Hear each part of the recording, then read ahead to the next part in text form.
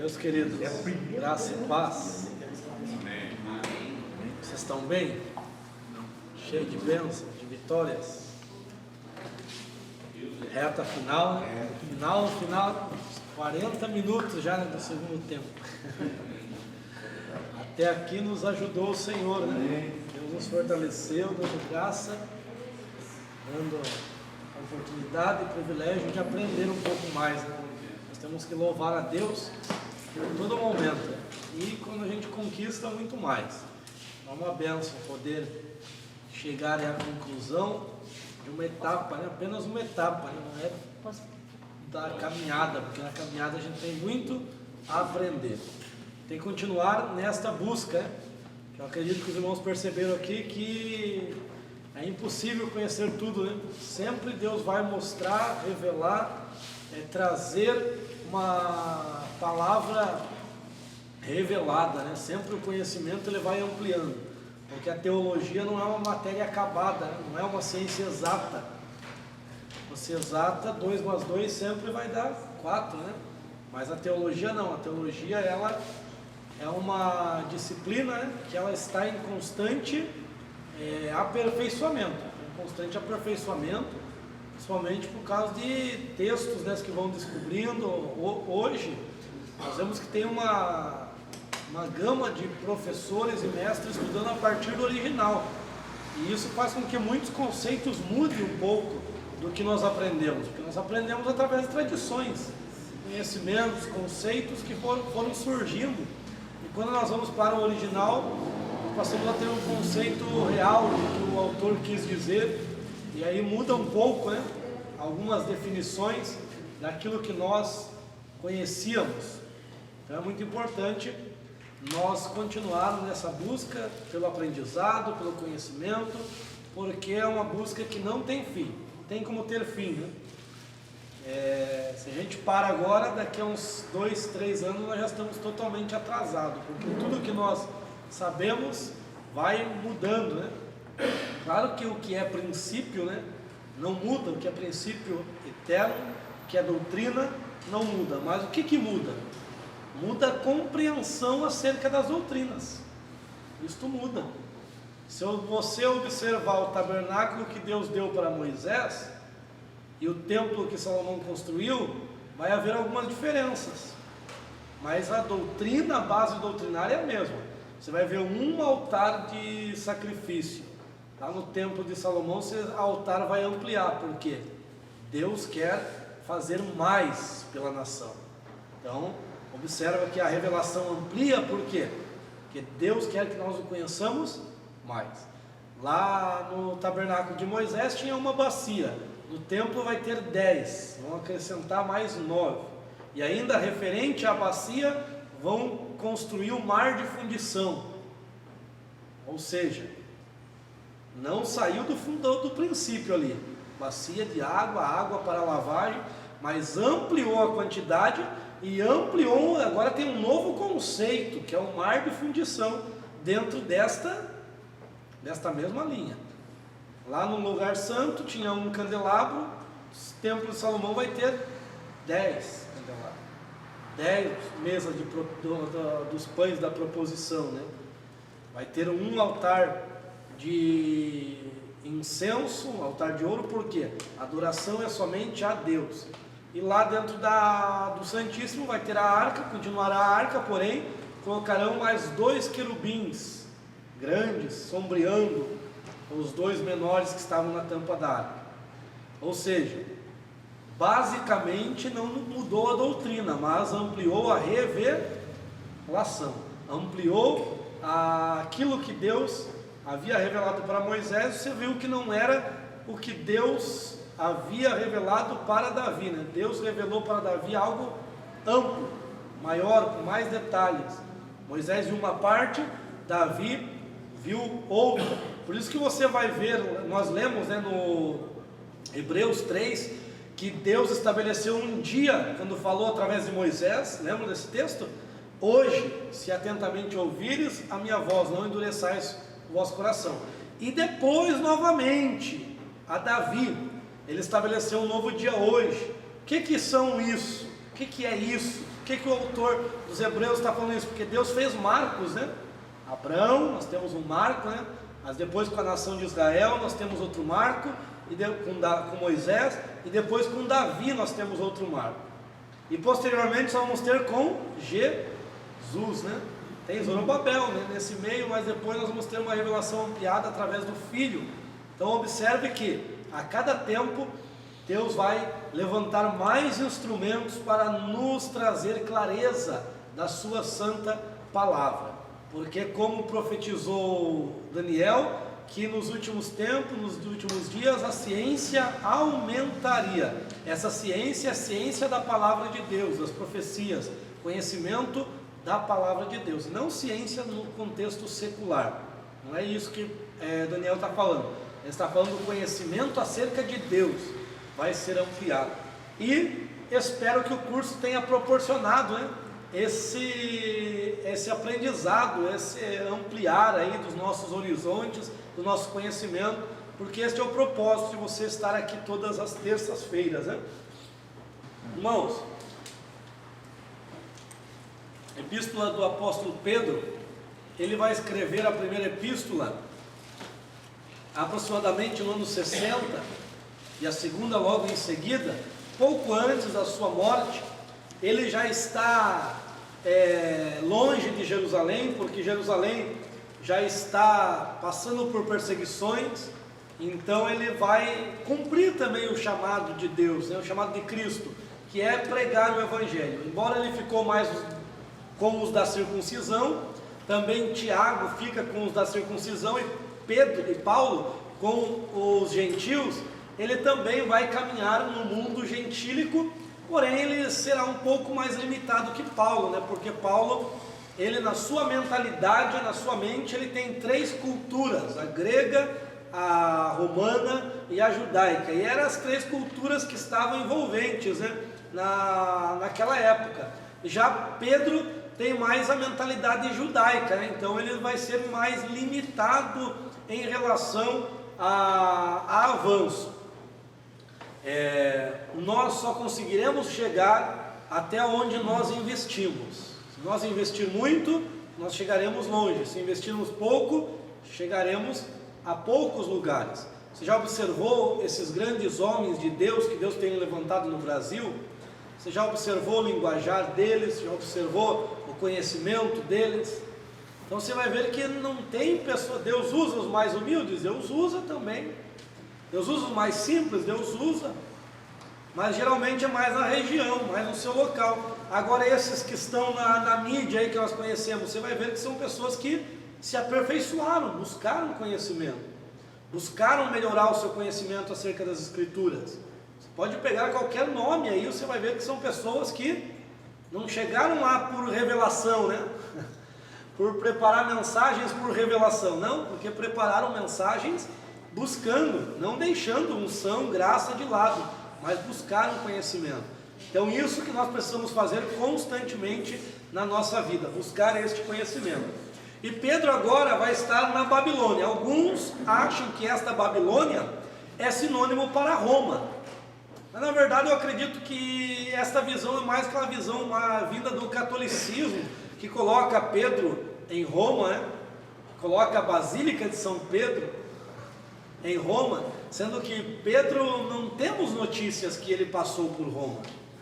A carta aos Romanos está bem clara que Paulo escreve aos crentes que estão em Roma, porque nenhum dos apóstolos tinha chegado lá quando Paulo escreve, isso no ano 58, nenhum apóstolo chegou lá. O que chegou lá foi a mensagem pregada no dia do Pentecoste. No dia do Pentecoste, se você olhar lá, tinha pessoas vindo de Roma, e eles levaram a mensagem do Evangelho, e a igreja expandiu, o Evangelho expandiu. E Paulo, para evitar os judaizantes, observou a importância de escrever, porque lá era a capital do império, então era uma cidade estratégica. Paulo queria muito chegar lá, chegou lá preso, mas chegou. Mas era uma região muito estratégica.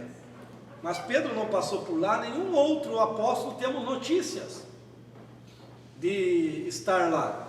Aí eles colocam essa Babilônia aí como sendo Roma, só para dizer que Pedro passou por lá, mas nós não temos base para afirmar isso, até porque qual é o fator de Pedro falar que está na Babilônia referindo-se a Roma? Aí eles dizem que era porque tinha muito pecaminosidade, mas a pecaminosidade já é no Império Grego, já veio já com essa mesma ideia, né, que foi ampliada, abraçada pelos romanos.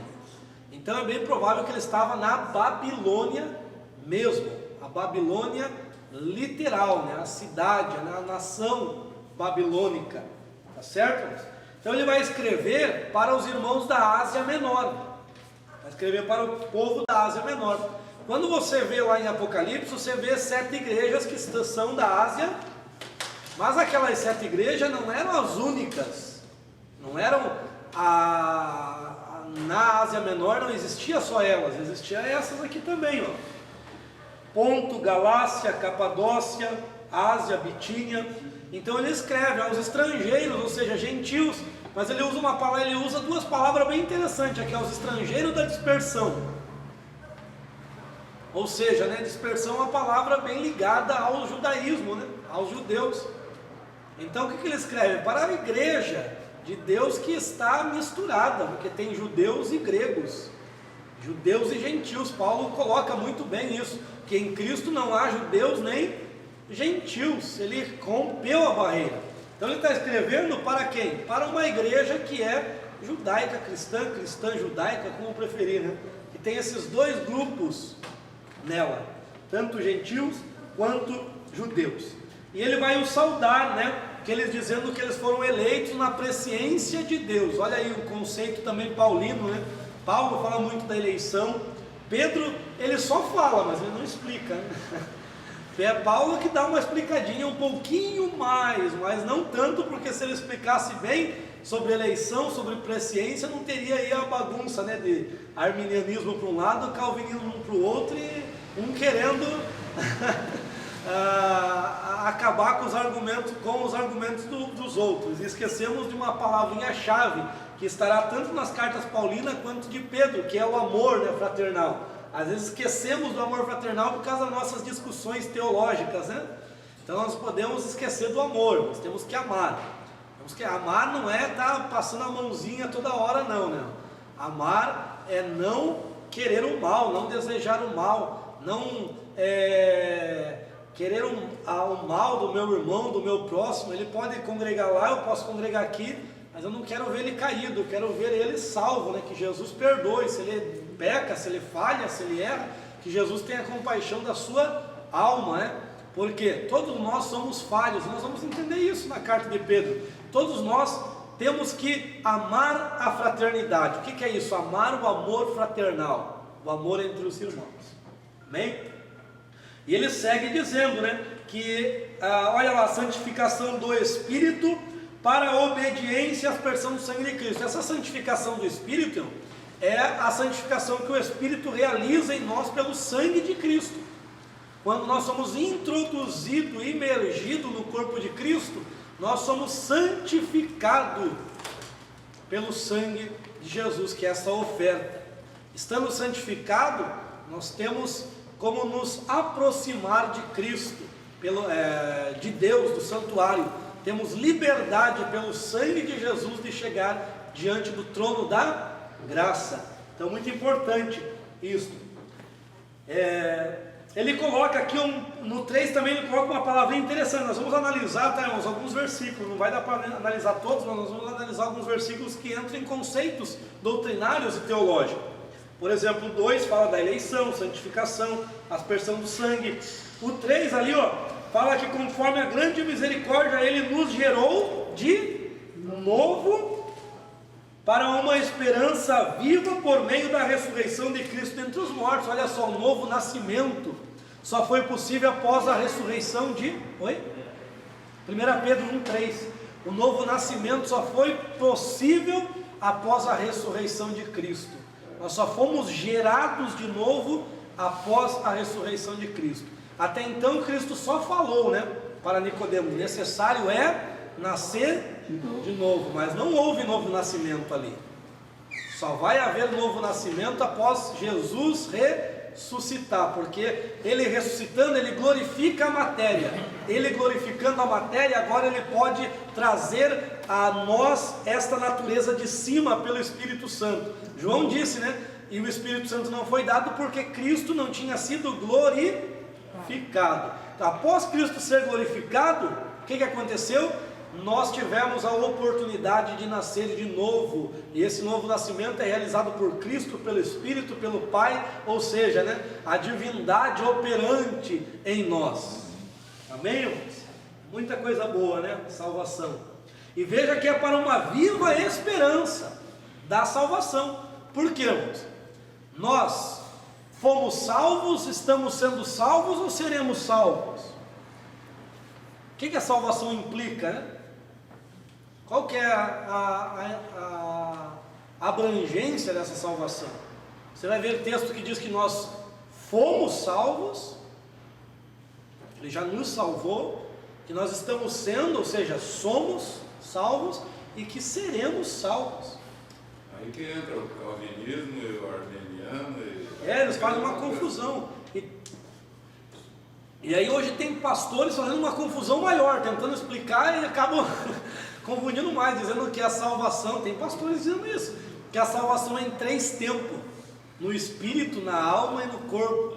Mas peraí, se é no espírito, então quer dizer que o nosso espírito pode ser salvo e a minha alma e meu corpo perecer. Pode ser que a minha alma seja salva, meu espírito e meu corpo perecer. Então, essa divisão aí eles colocam que a salvação do espírito é que já aconteceu, então eu já estou garantido, a da alma eu estou sendo e a do corpo acontecerá. Então acabam ferindo aí o conceito de salvação. Na verdade nós já fomos salvos do quê? Da maldição do pecado, né? Da maldição do pecado nós já fomos salvos, recaiu sobre Cristo. Então hoje a ira de Deus não virá sobre nós se tivermos o sangue de Cristo, né? Se tivermos Cristo, se formos santificados, que a maldição do pecado ele venceu. Hoje nós estamos sendo salvos do quê? E também da escravidão do pecado, né? Agora nós já fomos salvos da escravidão do pecado. Nós estamos sendo salvos do quê? Cotidianamente, né? A Bíblia fala que nós estamos sempre indo como se fosse ao abatedouro, né? A cada dia, né, nós estamos sendo provados, nós estamos sendo tentados, nós estamos sendo atribulados, e nós estamos, Deus Cristo está nos aperfeiçoando. Inclusive é Pedro que fala, que Cristo está nos aperfeiçoando, então Ele está trabalhando em nós.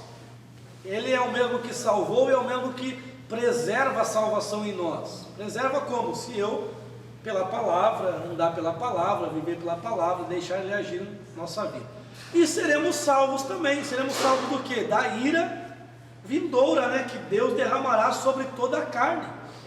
Aqueles que estiverem em Cristo, aqueles que tiverem a marca do sangue, não provarão a mortandade, né? Mas quem não tiver a marca do sangue vai vir muitas tribulações. Então a salvação é algo que nos abrange tanto no passado, no presente quanto no futuro. E nós vamos desfrutar da maior glória só no futuro, né? Na era vindoura, a Bíblia fala. Hoje nós estamos aqui gemendo no tabernáculo, né? Esse tabernáculo aqui, ó. Mas em breve nós temos preparado um edifício, né? Não feito por mãos humanas, mas eterna no céu, que é o corpo glorificado. Amém, irmãos? Então, olha lá, e Pedro continua dizendo que nós temos uma herança incorruptível, ou seja, irmão, se é herança, nós só vamos poder herdar na eternidade, não é para agora, né? A herança não é no tempo presente, a herança é quando finda-se um ciclo, vamos dizer assim, né? Aquele que vai receber herança tem que primeiro findar o ciclo de quem deixou, né, a herança. Então essa herança incorruptível, ela só virá depois que findar esse ciclo, né? Que é o que? Isso na plenitude dos tempos vai acontecer. Como Paulo diz lá, que Cristo vai reconciliar, né, os céus e a terra nessa plenitude dos tempos. Então em tudo, né, tudo vai convergir em Cristo. E essa herança nos está prometida. Possessão dessa herança. Se nós vivermos, essa herança é sem contaminação, é inalterável e está guardada no céu para vós. Eita, que benção, né, irmão? Deus tem uma herança guardada para você, irmão. Deus tem uma herança preparada para a tua vida. Olha aí que mensagem linda para se pregar, né? Tá aqui, ó. E tem uma igreja que ela ensina que o evangelho que Pedro pregava é um evangelho mais, vamos dizer assim, para os judeus, é um evangelho diferente do evangelho de Paulo, né? Mas se você analisar só nesses versículos, já está todos os conceitos paulinos estão aqui. É claro que Paulo teve uma graça muito maior para explicar coisas e para perscrutar coisas que Pedro não teve. Mas se você analisar, é o mesmo conceito, é a mesma igreja. Só que um falou mais para um povo e o outro falou mais para o outro povo, certo? E para o povo que Pedro falou, tinha muitos conceitos que já estavam dentro do conhecimento deles, povo judeu. Por isso que Paulo, quando ele ia numa cidade nova, o que ele procurava? Procurava uma sinagoga. Por quê? Eles já tinham conceitos da palavra, só precisavam aplicar Cristo. Então Pedro ensinava um povo que já tinha conhecimento da palavra. Inclusive tinha conceito de ressurreição, tinha vários conceitos que nós pregamos hoje. Ele simplesmente aplicou Cristo, né, dentro da palavra que eles já conheciam. Ele diz que nós temos que regozijar aqui, irmãos, porque não devemos estar tristes, porque é necessário que as tentações venham. E esse é o ponto principal de Pedro na primeira epístola: mostrar que em Cristo nós teremos tentações, nós padeceremos, nós teremos tribulações, teremos provações, mas é mister que aconteça, porque até Cristo passou por isto.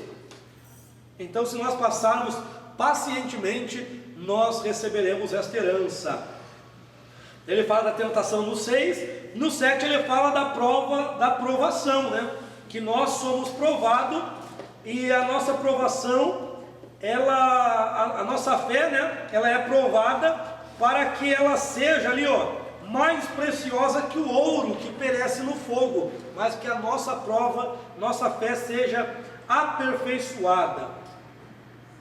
Olha ali: e devemos ter, enquanto estejamos sendo provados, no 8, regozijai-vos com gozo inefável e cheio de glória, recebendo o conhecimento a respeito do fim da vossa fé, ou seja, a salvação das vossas almas. Então as provas, elas vêm, não para nós cairmos, para nós pecarmos, para nós nos desviarmos, para nós ficar triste com o pastor, triste com o líder, triste com a igreja. Não, ela vem para aperfeiçoar-nos e para que ela complete a nossa salvação. Então nós vamos ver isso na epístola de Pedro. E Pedro ainda diz no 10, 11, 13, 12, não vou ler, mas ele diz que, olha aí, este livro que eu estou lendo, que é a base doutrinária dessa igreja, diz que o mistério só foi revelado a Paulo. Eles trabalham muito essa questão do mistério, porque Paulo usa esse termo, né? A dispensação do mistério, né? Cristo é um mistério, e a salvação para os gentios também era um mistério. Mas olha aqui, Pedro também falando do mistério que foi escondido aí, ó, de muitos na antiga aliança, que tentavam esquadrinhar, tentavam tatear, mas não conseguiam. Eles ficavam se perguntando quando que isso vai acontecer, mas era o Espírito de Cristo que estava neles. Eles profetizavam sem saber. Para alguns Deus falou: olha, Daniel, fique em paz, você gosta de decifrar enigma, né, Daniel? Então você, eu já vou falar, fique tranquilo, você vai deitar com os seus pais, você vai dormir com os seus pais, você segue o teu caminho, só persevera até o fim, porque isso não é para você, não é para o teu tempo. Sela aí, rapaz, sela aí. O que significa isso? Não tente descobrir o segredo, porque você não vai entender. Essa revelação eu não vou te dar.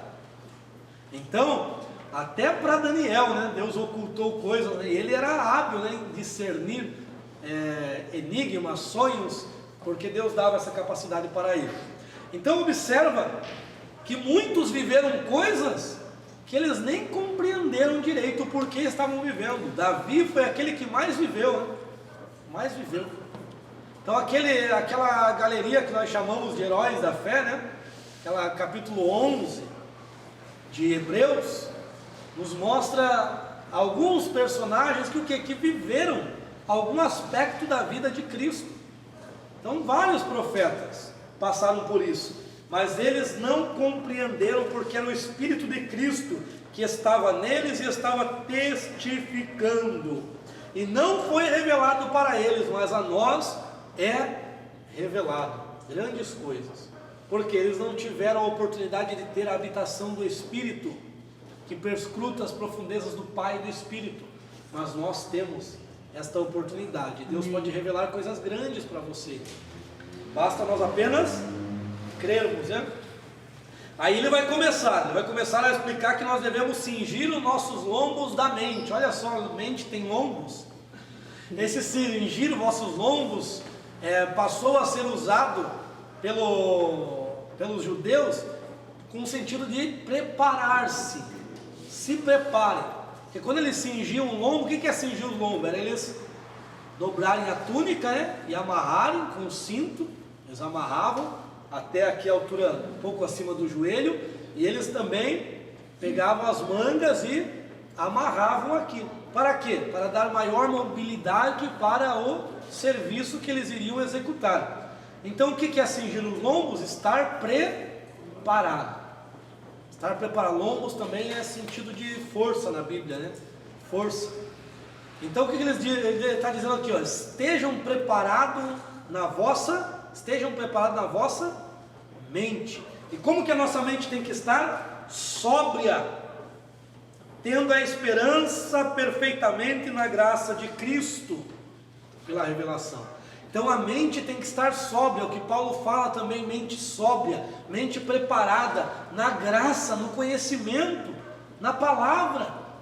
Então veja que ser crente não é ser levado por emoções. O nosso culto tem que ser o quê? Emocional? Racional. O Deus desse século cegou a emoção das pessoas? Não, cegou o entendimento, porque o culto é racional. E o Pedro vai falar aqui sobre o leite que faz-nos, né, leite racional, que faz-nos desenvolver. Então, é a palavra, né? A palavra que nos desenvolve. E geralmente a igreja, o povo, né, gosta de sentir, né? E se eu não sentir nada, acho que o culto não foi bom. O culto hoje está fraco. Quando eu cheguei em casa, o culto não estava muito bom hoje, porque ninguém, sei lá. Nós pentecostais, né, nós temos essa herança. Nós temos que, se não mexer, se não der um arrepiozinho, né? Se não arrupiar, já não prestou. Se não der uma acelerada no coração, né, o coração não der aquela palpitada diferente, não tá bom, né? Então isso é nossas manias, né? Olha lá, irmãos, como filhos obedientes, versículo 14. Daí ele vai falar do que? A santidade, que nós devemos ser santos como Deus é santo, que nós devemos ser santos em toda maneira do nosso viver. Então, sem a santidade, ninguém vai chegar até Deus, né? Não tem como chegar até Deus, não tem como nós termos intimidade com Deus, porque Deus é santo e exige santidade. Santidade. Então, sede santo como o vosso Deus é santo. Olha lá, e diz aqui que nós não fomos comprados com um preço de ouro, preço de prata. Nós não fomos comprados com o preço da santificação, como era lá na antiga aliança, que era por ciclos de prata.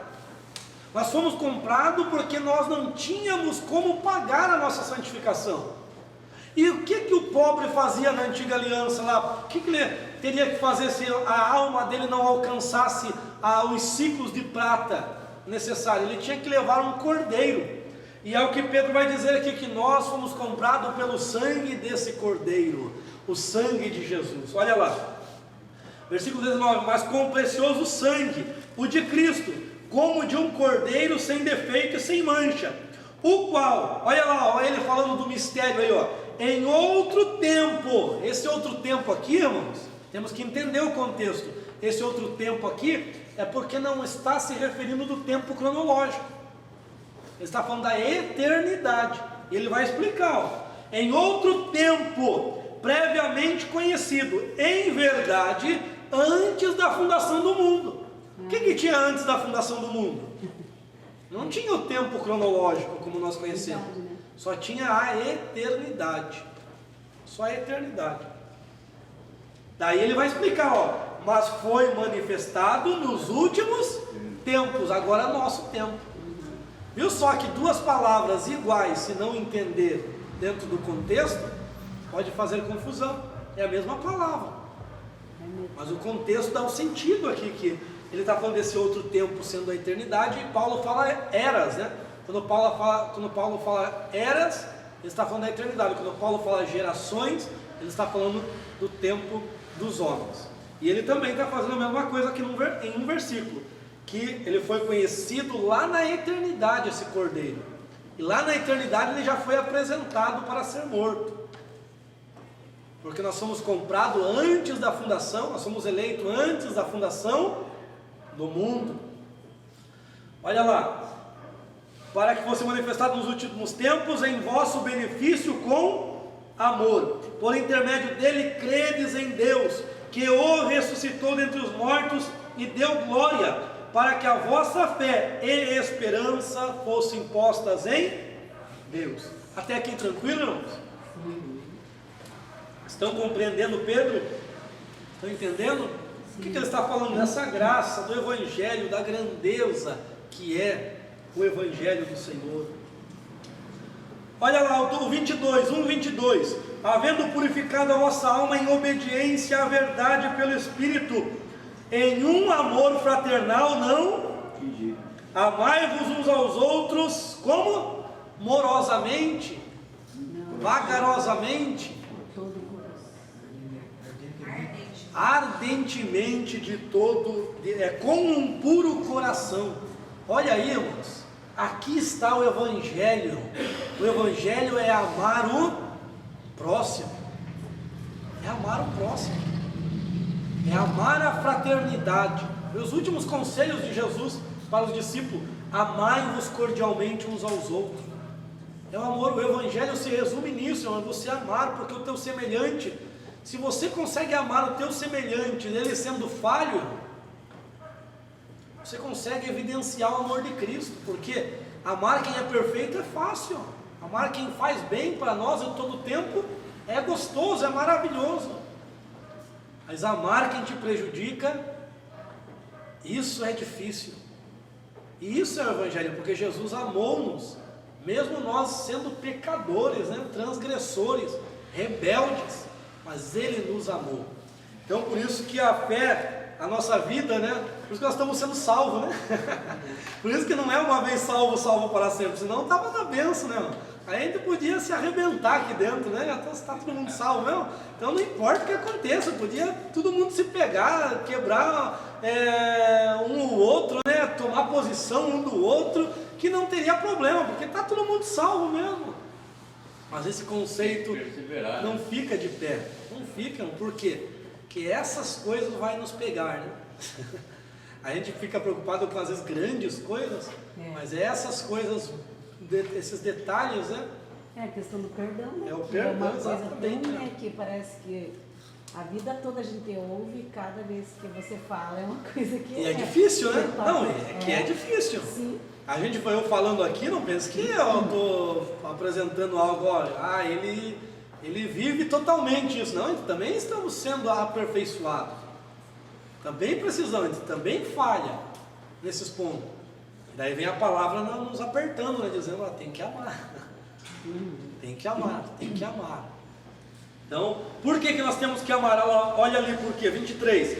Havendo sido regenerados, não de semente corruptível, mas da semente incorruptível, pela palavra do Deus vivente, e que permanece para sempre. Porque toda a carne é como a erva, e toda a sua glória é como a flor da erva. Secou-se a flor, caiu, mas a palavra de Deus permanece para sempre. Esta é a palavra que pelo Evangelho vos tem sido pregada. Viu qual que é o Evangelho? Qual que é a palavra do Evangelho? Não é esse monte de coisa que a igreja criou. A igreja criou um monte de coisa, né? E esqueceu do principal. A instituição criou um monte de regulamentos, regimentos, e esqueceu do principal, que é o amor. Olha ali, porque nós somos regenerados não da semente corruptível, porque da semente corruptível nós já nascemos, mas nós somos gerados da semente incorruptível, que é Cristo, né? É Jesus Cristo. E toda a glória da carne, ela passa. Ela passa, né? A força, o vigor, a fama, a riqueza. Nós já aprendemos que tudo isso é passageiro. Mas a palavra do Evangelho, ela é permanente. Por isso que nós precisamos viver o Evangelho de Cristo. E tem até pastores às vezes que ensinam que às vezes nós vivemos muito no cristianismo e pouco do Evangelho, né? Porque nós temos muito do cristianismo de Constantino, né? Que estabelece instituições, estabelece autoridades, e só aquelas autoridades é que têm o poder, né? de fazer, aquelas autoridades têm o poder de interpretar a Bíblia. Então isso é muito evidente no nosso meio. E isso daí isso chama-se doutrina dos nicolaítas. Porque Nicolau quer dizer ganhador de almas, arrebatador de almas. Aquele que arrebata as almas. O Nicolau, ele conseguia através da sua argumentação arrebatar as almas, ou seja, ele conseguia persuadi-los, ele conseguia manipular, ele usava do poder. Ele usava do poder que tinha, da fama que tinha, para que as pessoas fizessem o que ele queria. Então isso é um dos sentidos da doutrina dos nicolaítas. E é exatamente o que nós vemos nas instituições. Manipulador. Isso é manipulação, porque as instituições, elas são corruptas e corruptoras. Elas têm a tendência, a menos que viva o Evangelho de Cristo. Aí se nós vivemos o Evangelho, não importa a instituição que estejamos, não é? Importa é viver o Evangelho. E nós sabemos, né, que se nós não vigiarmos, a instituição nos corrompe mesmo. Porque ela vai nos apresentar poder, vai nos apresentar status, né? Eu começo pregando, eu dou a vida, né? Eu quero pregar em todo lugar. Aí quando eu ganho uma notoriedade, tenho que ter uma ofertinha melhor, né? Porque senão eu não vou. Espera aí, irmão, quanto que você vai me dar? Não é assim que acontece? No início da festa, se precisasse pagar, ele pagaria para pregar. Porque ninguém dá oportunidade no início. Aí depois quer cobrar. Então, entre outros, isso é um exemplo apenas, né? Claro que nós temos que abençoar as pessoas, nós temos que evidenciar esse amor. Podemos abusar, né?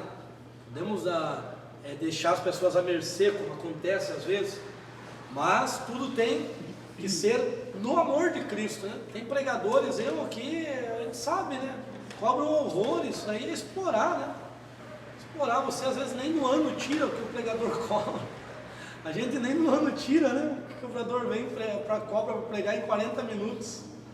Então, é um abuso, né, da fé. É um abuso. Isso é necessário que aconteça, por quê, irmãos?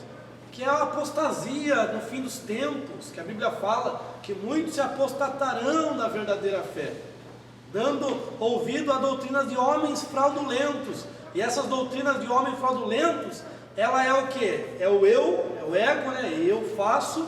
Ela está envolvido também o dinheiro, a ganância, e envolve os erros, né? Porque ensinam princípios errados. Vamos para o capítulo 2. Olha lá. Pondo de lado toda malícia, engano, hipocrisia, inveja, maledicência, como bebês recém-nascidos, desejai o leite racional da palavra. Olha só, o leite, a palavra é racional. Então, a palavra eu tenho que analisar, irmãos, porque ela é racional. É racional, eu tenho que analisar a palavra, não é emocional. Eu vou receber aqui no momento da pregação, daí sai ali, nem sabe o que o pregador pregou, né? O que os bereanos faziam? Eles analisavam para ver se tudo que Paulo pregava, olha que era Paulo pregando, meu, maior pregador da história. Eles iam lá, analisavam tudo o que ele estava pregando, para ver se estava em conformidade com a palavra. Então, eles analisavam em quê? Analisavam na Torá? Nos escritos, né? Na Tanakh, né? Seria que a Bíblia hebraica, que daí envolve o Torá, a Torá, né? Que é a lei, envolve os profetas e envolve... Bem, mas ele está ensinando o que Cristo ensinou, é novidade para a Torá? Na verdade não. O próprio Jesus fala que na Torá já falava sobre ele, né? Desde o início do livro já falava, né? Fazia referência. Uhum. Então, e Paulo, o que Paulo fazia? Paulo pegava essas referências e aplicava a Cristo. É isso que Paulo fazia. Aí eles, como bom bereanos, né? O que eles iam ver? Eles iam analisar para ver se tinha mesmo concordância, se estava na escritura o que Paulo falou. Um exemplo clássico é Romanos, né? Eu passei no grupo lá para vocês, né? Mas deixa eu ler aqui. Um texto interessante de Romanos 10. Romanos 10. Esse texto ele se torna bem claro porque Paulo coloca bem nesse ponto. 10, 5, 6 e 7. Porque dessa justiça que é pela lei, Moisés profetizou assim: o homem que cumprir estes juízos, por eles viverá. Isso ele pega de Levítico 18, 5. Daí ele vai lá para Deuteronômio 30, 12 a 14. Mas a justiça que é pela fé, diz assim: não digas em teu coração quem subirá ao céu, isto é, para trazer de lá Cristo. E lá em Deuteronômio diz: este mandamento está perto de ti, não está no céu para que diga quem de lá irá trazer. Aí ele está usando as mesmas palavras, está dizendo quem de lá trará Cristo. Cristo já veio, então não precisa vir de novo. Ou quem descerá ao Hades, e lá está mar. Aí Paulo usa como referência ao Hades. Isto é, para reviver Cristo dentre os mortos. Cristo já ressuscitou, então Cristo não está no Hades. E Cristo não está simplesmente no céu, porque Ele desceu primeiramente, né? Ele desceu para depois ser assunto em glória.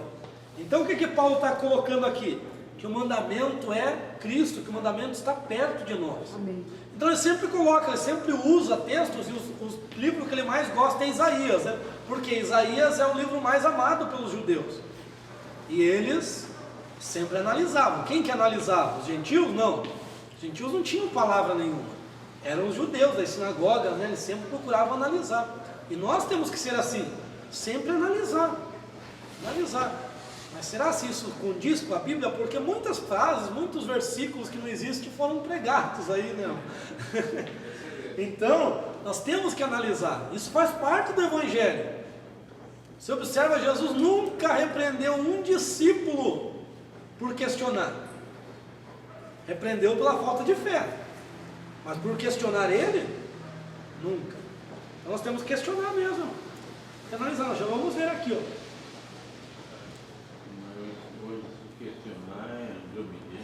Rebelde, né? Está sendo rebelde. Mas é exatamente isso. Isso em todos os segmentos.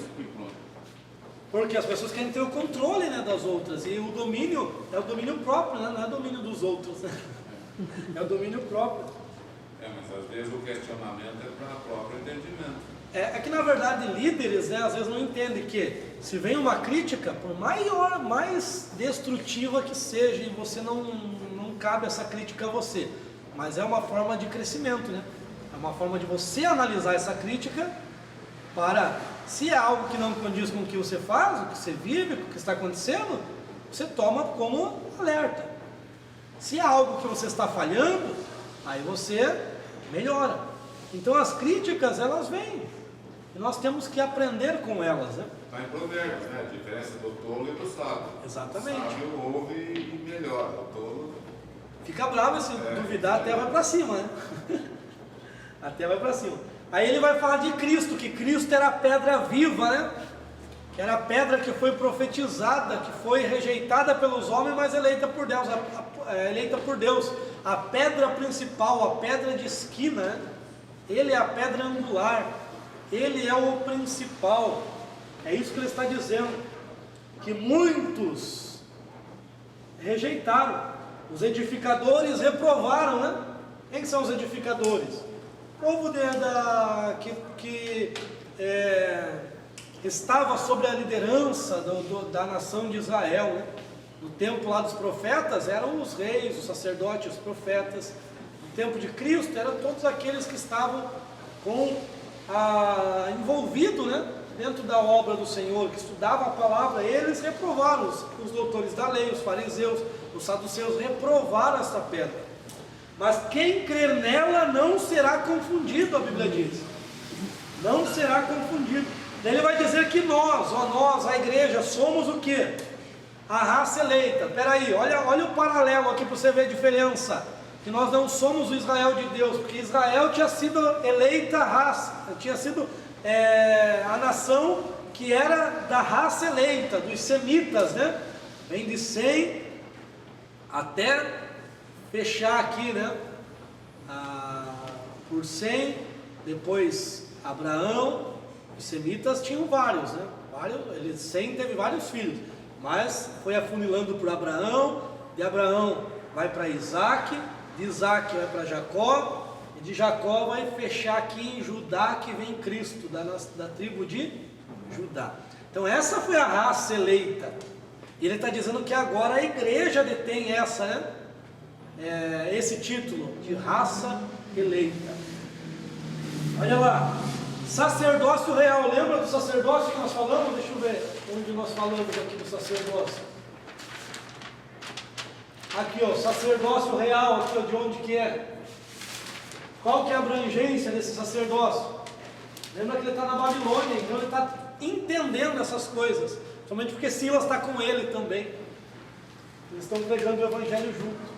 Aqui, ó, sacerdócio real é universal, é o sacerdócio eu esqueci de colocar aqui, mas é o sacerdócio que Cristo, né, vai operar. Sacerdócio de Cristo é um sacerdócio universal, não é para a nação de Judá, é para a nação de Israel, não é para a nação americana, não é para os europeus, não é para brasileiros, é para todos aqueles que se achegam a Ele com fé.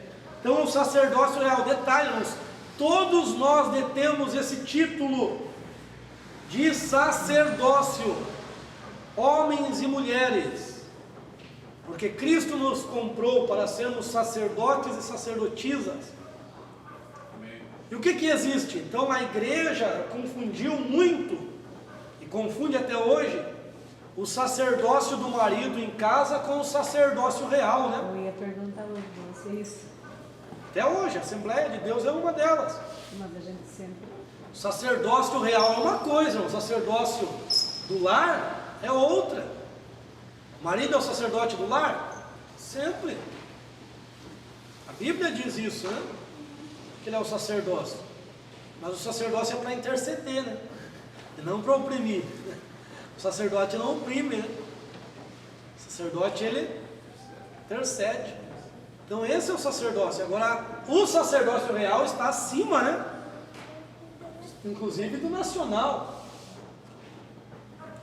Então o sacerdócio real é homens e mulheres. Ele nos comprou, está aqui e está lá em João, Apocalipse 1, e acho que lá do 6, 7, 8 e Apocalipse 5, 10, que ele fez nós sacerdócio, reis e sacerdote. O que é reis e sacerdote? Sacerdócio real, que são reis ou primogênitos, que são o sacerdócio. No caso Melquisedeque, né? No caso Jó, Cristo, ele é rei e sumo sacerdote. Nós somos sacerdote, ele é sumo sacerdote. Então o que existe hoje? Todos somos sacerdotes, amém? Amém, a Bíblia confirma isso. E o que existe hoje então? Aos sacerdotes Deus dá dons. Ele mesmo dá dons. A um ele deu os extras, a outros ele deu aquele, obrigado. Ele dá a quem ele quer. Às vezes quem ele quer não é quem eu queira, mas ele quer. E aí, eu vou brigar com ele? Se ele viu algo em você que não viu em outro, se ele quer te dar esse dom, vou discutir com Cristo?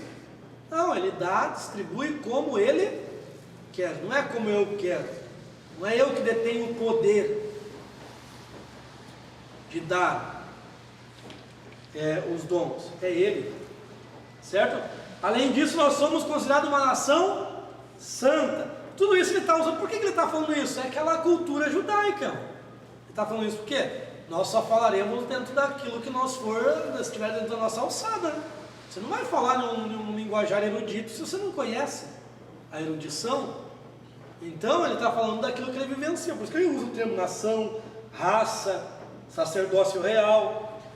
povo de possessão exclusiva, porque Israel era o povo exclusivo de Deus.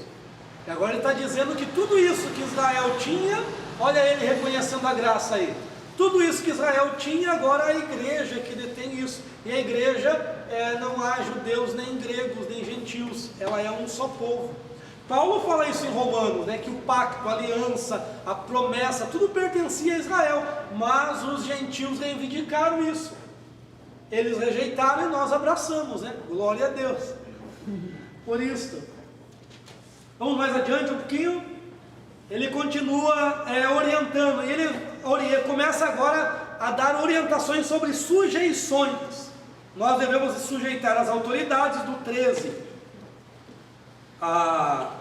ao 17, do 2:13 ao 17, nós devemos honrar e amar a fraternidade. Ele coloca de novo, olha no 2:18, que interessante, os servos devem sujeitar aos seus senhores com temor, não só aos bons, mas aos maus também, mesmo padecendo injustamente, é nos padecimentos injustos que haverá os maiores galardões, não é?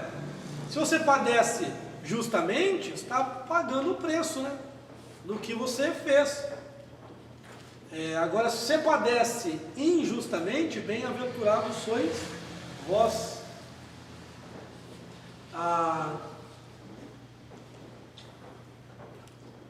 Olha, o 2:16 eu pulei e achei bem interessante, ó.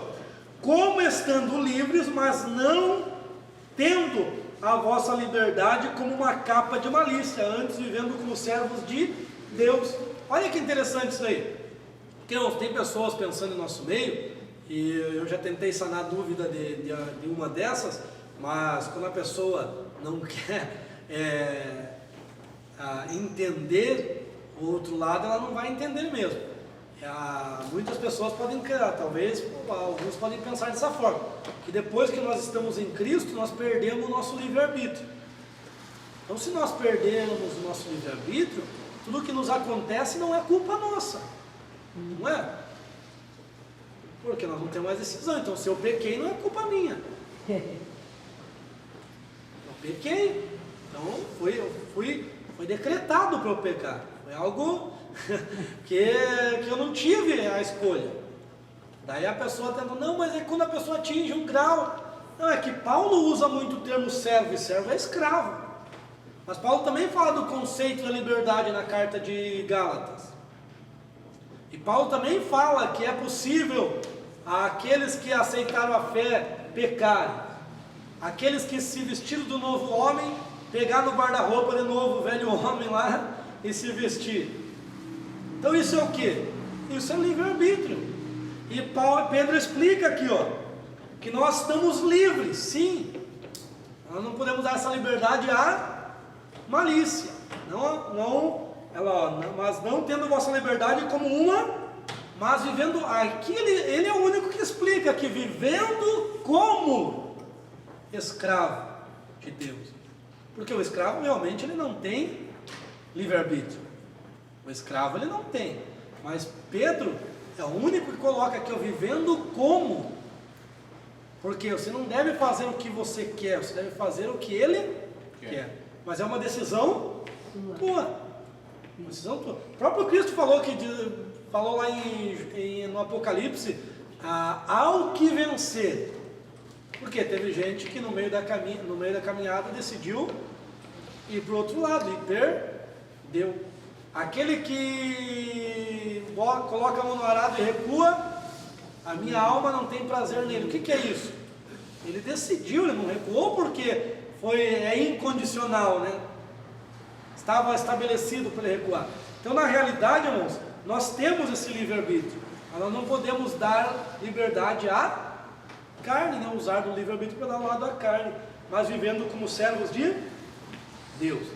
Aí ele continuará falando das mulheres agora, né? Viu como não é só Paulo? Vocês brigam com Paulo, mas Pedro também fala. Paulo, sei que lá no encontro de casais a gente fala melhor. Paulo falou da submissão. A submissão está ligada mais à vida social, profissional ministerial da mulher para com o marido. E Pedro é o único que entra dentro da sujeição. Não é o único, né? Porque Paulo fala também lá em Coríntios 7. Mas Pedro vai falar da sujeição, e a sujeição está ligada a 4 paredes, né? A dentro do lar, lá na recâmara, né? Como diz Cantares, né? Lá na recâmara. E lá na recâmara, como que a Bíblia fala aqui, ó, as mulheres estejam sujeitas aos vossos próprios maridos, como quem alguém para que, se alguém não crê na palavra, seja ganha sem palavra, por meio do comportamento da sua mulher, observando o vosso comportamento modesto com temor. Com temor. Então, nós tem mulheres, né, que após aceitar a Cristo, por aceitar a fé e o marido não ser crente, às vezes ela quer viver quase que 24 horas na igreja, né? E esquece dos deveres para com o marido. Acontece o contrário também, né? Não é só as mulheres. Mas como a mulher ela é mais sensível, né? Ela é a mais ajudadora, né? Ela se doa mais, então é mais, a ocorrência maior é com as mulheres, porque a mulher ela quer ajudar mais, os homens não são muito assim, as mulheres são mais, né? Então às vezes, irmãos, falta do testemunho, e isso está muito ligado, aqui nós vamos ver a vida íntima do casal, que às vezes as mulheres também já não querem mais se relacionar como se relacionavam antes com o marido, mas ele fala que até nesses detalhes a mulher tem que ganhar o seu marido, sem palavra. Como que ganha sem palavra? Com as atitudes, sabendo ser sábia. E daí diz Paulo lá, o marido pague o que é devido à sua mulher, e a mulher pague o que é devido ao marido. O que ele está falando? Sobre sexualidade, sobre o relacionamento íntimo. Quando ele diz que o corpo do homem não é mais do homem, da mulher não é mais da mulher. Então isso está na lei, inclusive está na lei, né? Nós vamos explicar bastante. Comprei até 2 livros, né, sobre o relacionamento na visão judaica, para apresentar para os irmãos que estiverem lá. Então vou apresentar 3 visões para os irmãos lá: a judaica, a bíblica e a cristã. Depois nós vamos estar hábito aí para discernir, né, qual se aproxima mais da bíblica, né? Se é a judaica ou a cristã. Então a Bíblia é a Bíblia, né? Aí nós temos as visões. Nós, como cristãos, temos visões cristãs que nos passaram. Os judeus, como os judeus, têm as visões judaicas que transmitiram. Nós vamos ver o que coaduna com a Bíblia, né? Porque a Bíblia é a palavra eterna, né? Não passará. E olha lá, cujo enfeite não esteja no adorno exterior. Porque lá dentro da recâmara, não adianta se enfeitar, né? Lá se revela quem é. Diga. Eu quero fazer uma pergunta que talvez seja um pouco polêmica, mas ela tem um pouco a ver com o texto. Fui confrontado esse tempo atrás para dar uma palavra com um amigo que separou, está querendo separar. Vivia um casamento com muita discussão, muita briga, etc. E eu fiquei, o que eu vou falar com esse cara? O que a Bíblia fala, entendeu? No caso de separação, para cristão. Casamento, de repente, vive ali debaixo de discussão, briga, às vezes até vezes de fato, enfim.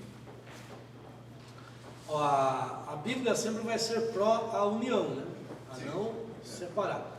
Aí nós temos visões, né? Visões, por exemplo, tinha 2 escolas que defendiam, né? Lutavam em embates teológicos no tempo de Cristo, a escola de Léo e a escola de Shammai. A escola de Shammai é mais rigorosa, dizendo que a única coisa que poderia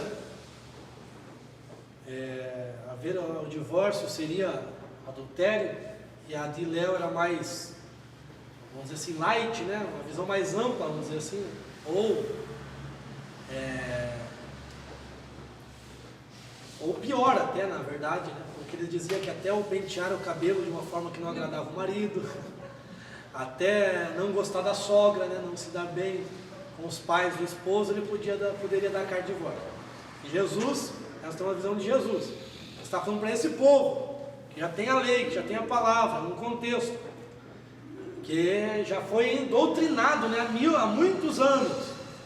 Então já tem um estilo de vida. Ele está dizendo que a única aval para o divórcio é a imoralidade, né? É o adultério. Para ambas as partes, porque inclusive os homens, os discípulos ficaram irados com a resposta de Jesus, né? Porque a visão de Shammai era só o homem que poderia divorciar, e Jesus já coloca um outro ponto, né? Coloca a dignidade da mulher acima de tudo, né? E daí nós temos Paulo, que recebe essa herança de Léo ainda. Recebe essa herança porque Paulo aprende com Gamaliel, que é neto, né, de Léo. Paulo também tem essa visão mais abrangente.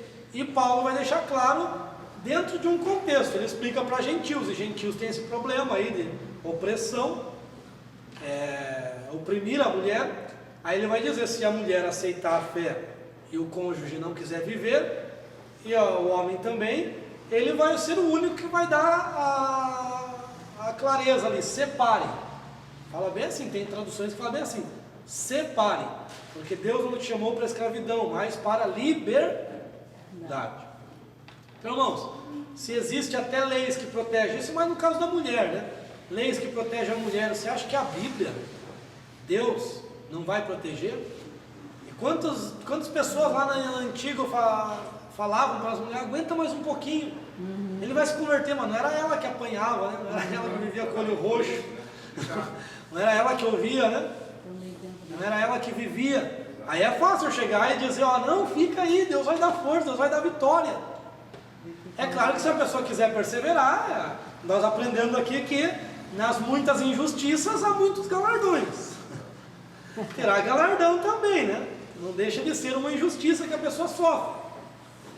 Mas, irmãos, a Bíblia dá sim essa concessão em alguns casos, mas alguns casos, esses casos aí de realmente não tem como os dois viver juntos. Só que o problema é o que? Tradução, irmãos. A Bíblia, eu vou falar isso, nós vamos para o café. O Almeida, ele traduziu várias palavras de forma incoerente. Inclusive nós vamos ver umas delas aqui hoje, né? Mas ele traduziu tudo como divórcio.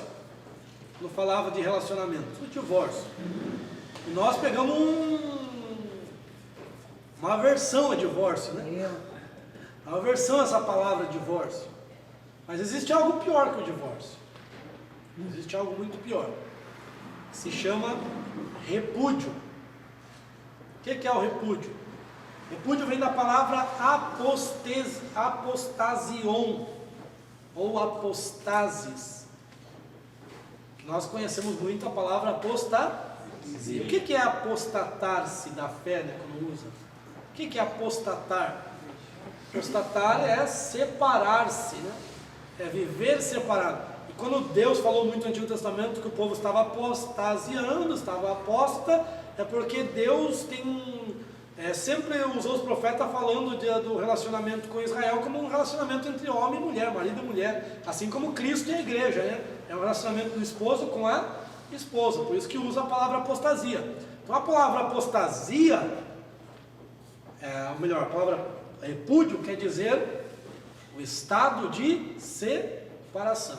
E tem muitos casais que vivem dentro desse estado de separação, mas para a sociedade eles estão juntos, né?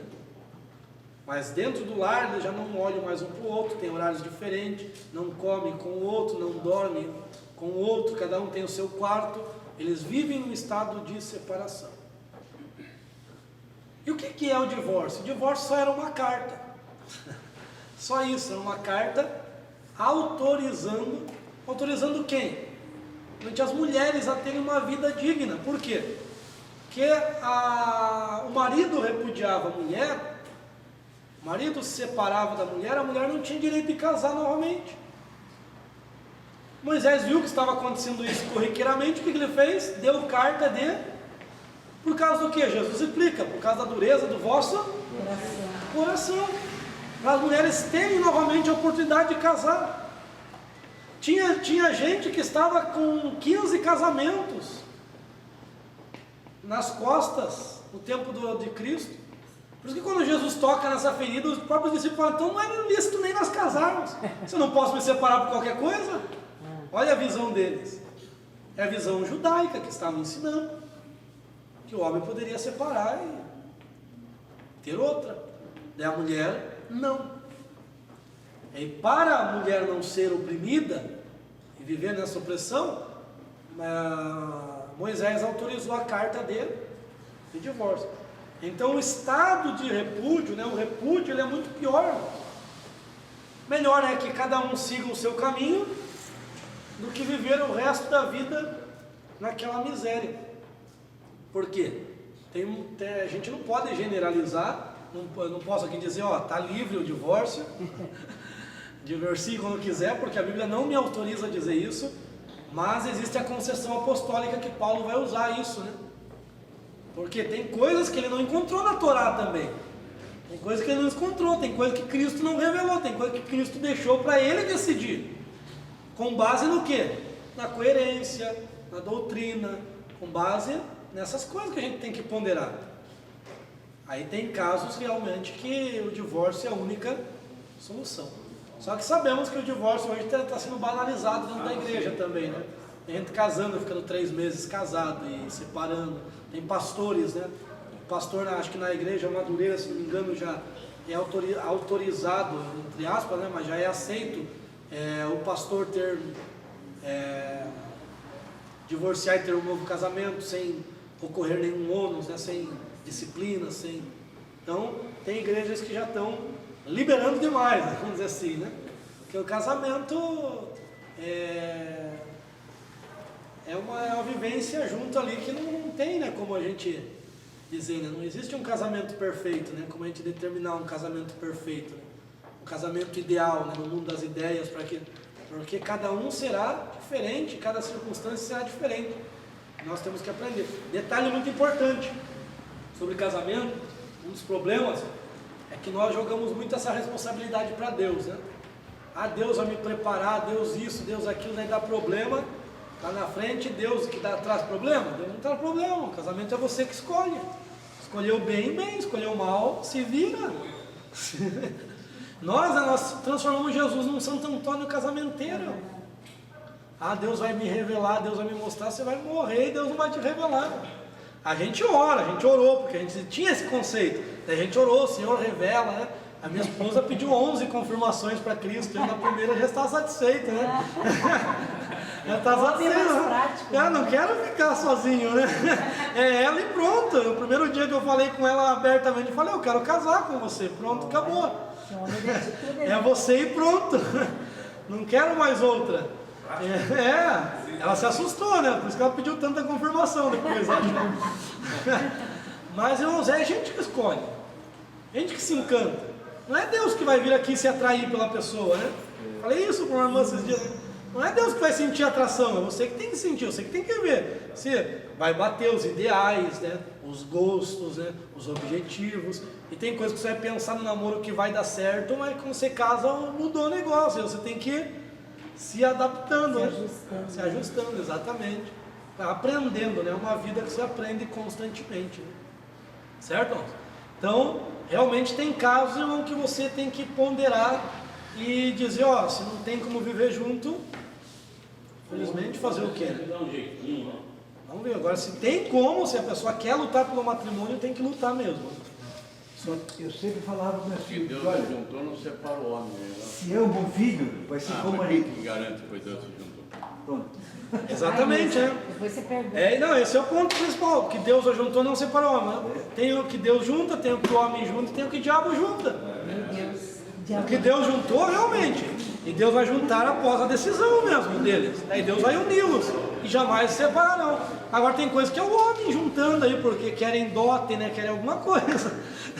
Tem interesse, tem até o diabo, né? Que se atravessa às vezes para colocar laços, né? Exatamente. Misericórdia. Eu já gostei do Agora- encontro de casais. Tem uns. Agora- Só pincelada só, né? Mas vamos lá, irmãos. Eu ganhei uma judaica, mas eu não estou gostando. Bíblia.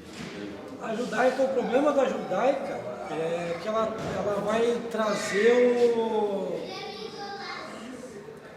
vai favorecer o judaísmo, não a cultura em si, né? Se fosse a cultura, aí até eu digo que é boa, né? Mas ele favorece, muda algumas coisinhas ali para favorecer o judaísmo.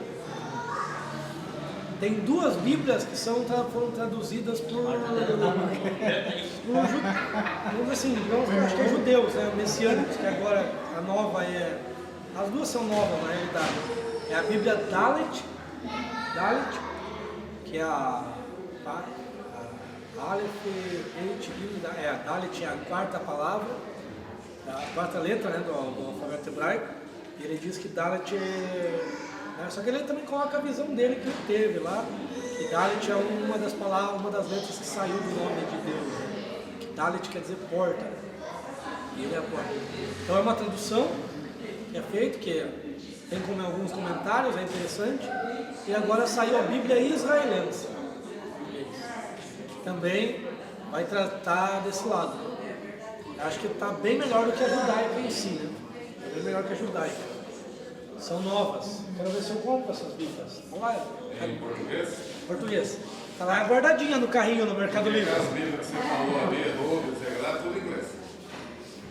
Qual? Bíblia Bible Hub? A Bible Hub dá para traduzir pelo Google.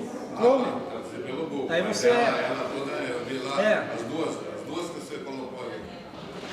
Ela é... Então, tem muitas traduções lá, que são, digamos que uma das melhores traduções, mas são todas em inglês, nenhuma foi traduzida pro Brasil. Agora, o estudo que está sendo traduzido, que é um estudo muito conhecido, é o Roma. Então, traduziram a King James com o estudo de Roma. Então, essa é bem conceituada também. Mas tem várias nesse Bible Hub lá, que são traduções que só tem no inglês e que são muito boas. Traduções, inclusive, coloca lá em Jó, né? Adora teu Deus e morre. Então, entre outros textos, né? Que também é bom. Por isso que é bom pesquisar, né? Eu indiquei aquele site lá porque você pode fazer tem a parte lá do paralelo, só tem que ir clicando para você entender. Tem a abreviação do paralelo, que é PRL, daí tem várias traduções paralelas. Daí você colocando o tradutor lá, ele traduz. Então são mais de 10 traduções, que é interessante. Aí tem a parte do comentário, que ele pega comentário helicóptero para ingleses, comentário do púlpito. Tem um que eu gosto muito, que é do Jamiel Falsete Brown, John Wesley, comentário de John Wesley, John Wesley acho que não tem de Matthew Henry. Esse Wesley é da presbiteriana, não? O Wesley é metodista. Metodista. Pregador. Então eu gosto muito de dar uma pesquisada lá, porque eles têm comentários bem interessantes, assim, comentários bem próximos do original. É uma ferramenta e tanto aquele Bible Hub.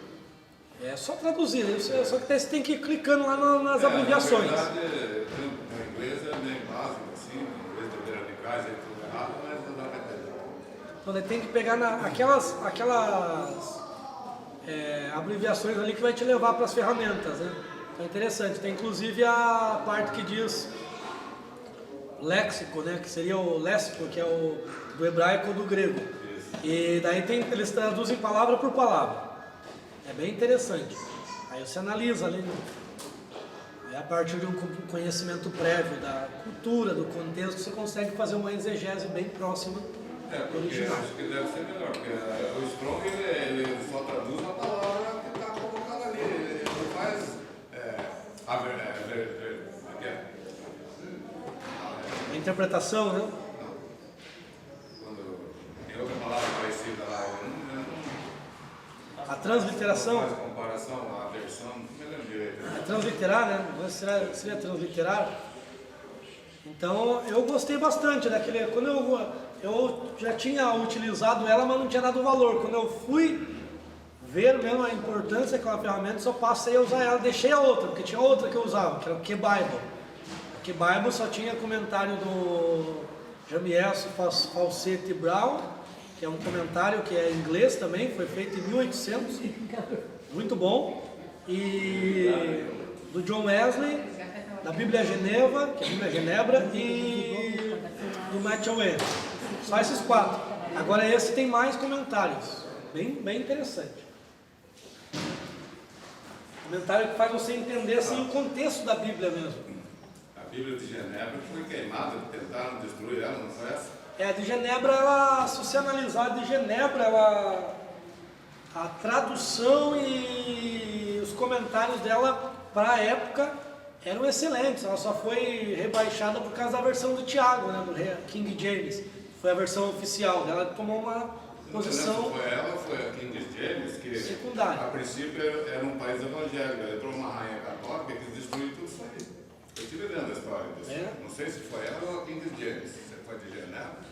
Pode ser Qual de foi a Genebra. primeira Bíblia traduzida para o inglês? O inglês, na verdade, começou lá com Se não me engano, é de Genebra. faltou a completa Genebra. Completo. Faltou o nome agora aqui, Joana. não, que tem um dicionário gigantesco assim. Ah, Me falhou agora. Ele foi o. lá tem vinho, lá em casa tem vinho. Não é esse, é um outro. Quase na língua aqui, na ponta da língua. É pra você lembrar. É o Wycliffe. Wycliffe começou a fazer traduções e partes e foi ou Wycliffe, né? Foi o precursor aí da reforma, né? Muitos usaram os escritos dele. Ele começou, né? Ele começou a fazer uma pré-reforma ali e posteriormente a Bíblia traduzida foi para o alemão, né? A primeira da reforma. Aí depois houve umas outras em inglês, só que não tomou tanta notoriedade, né? Como a do William Tyndale, também fez uma tradução, tem um outro que fez também, mas a que onde se popularizou foi a Genebra primeiro, daí depois a King James. Aqui é de 1611, né? 611 é a King James. Aqui, A Genebra um pouco antes ainda. Tá na Almeida, né? Tem um monte de coisa. É história, né? Essa é a parte histórica, né? Do desenvolvimento. É bem interessante. Quem quiser saber bem da história da Bíblia, história só da Bíblia, tem uma enciclopédia da Bíblia, né? Que é um livro azul, meio quadradão, capa dura. Ali você tem toda a história da Bíblia bem detalhada, com desenhos, com bastante figuras. Quando veio para o Brasil, então veio dos Estados Unidos, né? Ela veio Na época. O Almeida foi o primeiro, né, a traduzir. E parece que é em Portugal que ele estava. Portugal, ele não era daqui, né? Os primeiros missionários da Metodista, Presbiteriana, Batista, vieram Eles- dos Estados Unidos para cá. Estados Unidos para cá. Aí a partir de então passou a procurar uma versão, né, uma tradução, né, para o Brasil. Isso é importante, nós divinizamos traduções, mas traduções não são os originais, certo? Então é claro que às vezes é difícil nós termos alcance aos originais, mas hoje nós temos ferramentas que ajudam, que podem ajudar.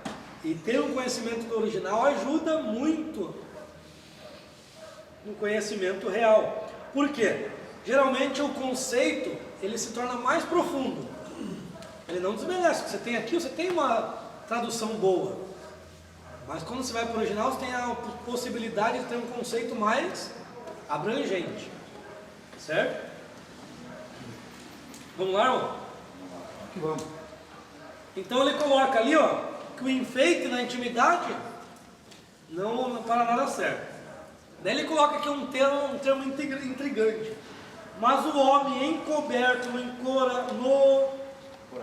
no interior do coração e seja adornado. 3, 4. Esse versículo. Eita glória! Depois, Pomblé. O café. Só desceu um nível.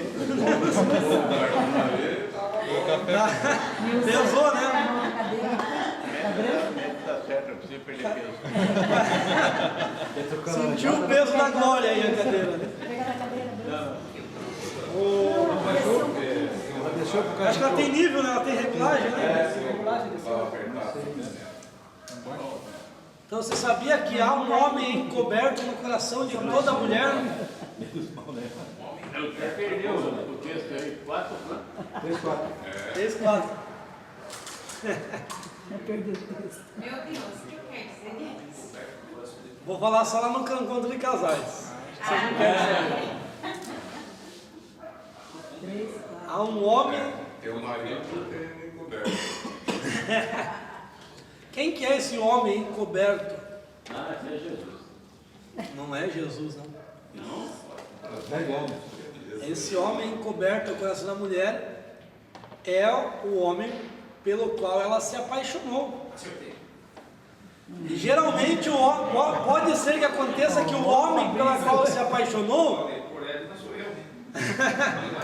pode ser que o homem pelo qual ela se apaixonou deixou de existir.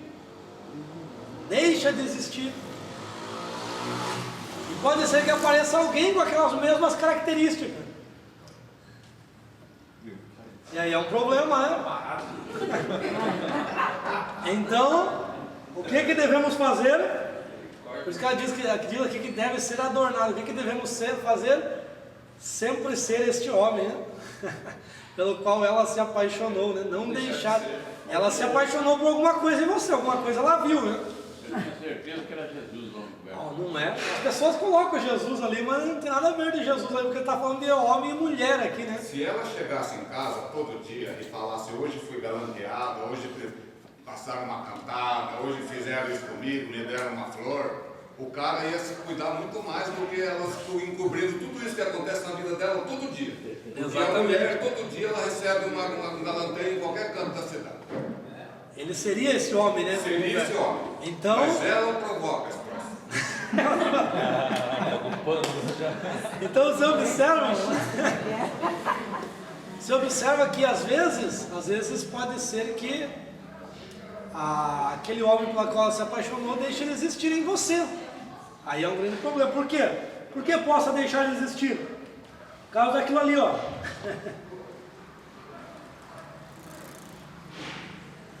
Do versículo 3, na verdade, né? O enfeite como o cabelo trançado. Esse cabelo trançado tem, ele fala aqui, ó, tem a mesmo, Paulo também fala, ele está falando está se relacionando não ao cabelo em si, mas sim as amarras e as tranças emocionais que são feitas no decorrer do casamento, e que a mulher, como o irmão falou, vai guardando, né? Vai guardando. E essas tranças, essas amarras têm que ser desfeitas, né? E qual que é o momento dessas tranças, dessas amarras serem desfeitas? É no momento íntimo. Por isso que Pedro vai colocar aqui, ó, depois, no versículo 7, da mesma forma, maridos, coabitai com ela segundo a inteligência, ou com entendimento, dando à mulher a devida honra, como um vaso mais frágil, pois ambos sois coerdeiros da graça da vida, assim as vossas orações não são impedidas. Então, por quê? A sexualidade para o homem começa no ato, né? Para a mulher começa momentos antes. Então é o momento das amarras as tranças serem desfeitas, né? E daí ela vai adornar o homem encoberto. E esse homem será você, né? Vai adornar cada vez mais, vai embelezar, e você será o mais belo de todos, né? Mas quando a gente lê isso aqui, vem isso, né? Porque tem o Primeira coisa contexto, que né? você vê. É o contexto que tem. Inclusive a palavra coabitar hoje só quer dizer habitar junto. Mas se você pegar a parte mais, um significado mais antigo, ele vai estar ligado ao relacionamento sexual. Então o coabitar aqui, com entendimento, se relacione sexualmente com inteligência, sabedoria. E como que é relacionar-se com sabedoria? Dando honra à mulher como vaso mais frágil. O único momento que a mulher é mais frágil que o homem é no momento do sexo, relacionamento íntimo. Porque em nenhum outro aspecto a mulher é mais fraca que o homem. É ou não é? As irmãs aí vão concordar ou não vão? Até os homens vão concordar, né? Em nenhum momento a mulher é mais frágil do que o homem. Seria uma heresia Pedro falar isso, né? Mas no momento da sexualidade, ela de fato é o vaso mais frágil. É o emocionamento. Isso. Por causa da sexualidade para a mulher está muito vinculada à emoção, aos sentimentos, né? E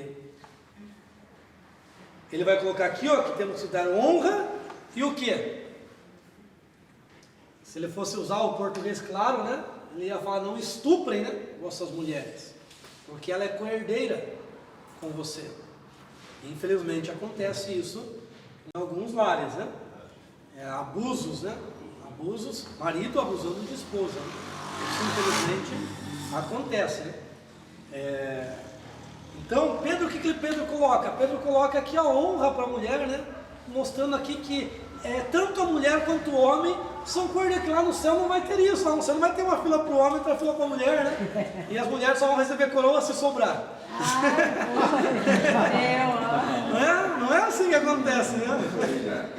Então, inclusive tem uma coroa que a mulher vai receber que nem o homem vai receber. É a coroa da graça, né? Está em Provérbios, né? Deixa eu falar um negócio aqui. Da graciosidade. Tá sorrindo. Eu conheci uma mulher que o marido largou dela por uma outra mais nova. Mas ela sempre é bom, o marido. Aí quando o marido morreu antes, ela falou, ai bem, lá no céu eu vou continuar sendo sua esposa.